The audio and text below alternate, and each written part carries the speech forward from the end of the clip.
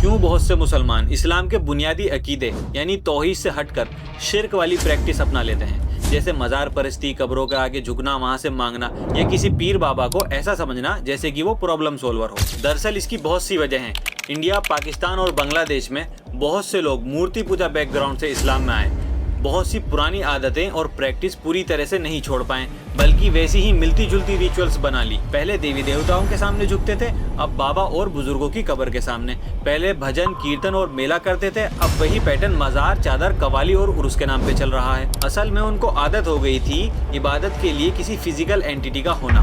اس cultural اسیمیلیشن کی وجہ سے لوگوں نے ان چیزوں کو نارمل سمجھ لیا اور اصلی دین کو نہیں سمجھا۔ یہ پریکٹس صرف مسلم تک لمیٹڈ نہیں رہی۔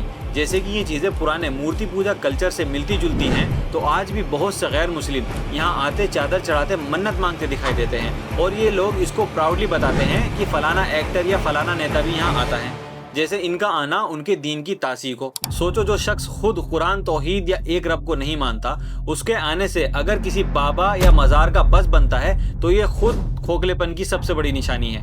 یہاں اصل چیز بندگی نہیں بلکہ سیلیبریٹی کی پریزنس بن جاتی ہے۔ دراصل وہ یہاں اس لیے آرام سے آ پاتا ہے کیونکہ اس کے اپنے مذہب میں بھی ملتی جلتی ریچولز ہیں، بس نام الگ، طریقہ لگ بھگ وہی ہے۔ اور ایک وجہ جہالت اور اندھا بھروسہ بھی ہے۔ بہت سے لوگ دین مڈل مین سے سیکھتے ہیں، جن میں سے کچھ ایسے ہیں جن کی اپنی دکان مزار، منت، قوالی اور نظر و نیاز پہ چلتی ہے۔ وہیں کچھ عوام کو بھی اصلی عبادت کی محنت کے بجائے آسان، ایموشنل اور فلمی طریقے زیادہ پسند آتے ہیں، اور جب انہیں سیدھا توحید سمجھائی جاتی ہے تو ایگو ہرٹ ہو جاتا ہے۔ اسی لیے قرآن حدیث کے سیدھے لفظ چھوڑ کر نئی تعویل، نئی کہانیاں اور اسپیشل فارمولے گڑھ لیے جاتے ہیں، تاکہ نہ خود کو بدلنا پڑے نہ اس سسٹم کو۔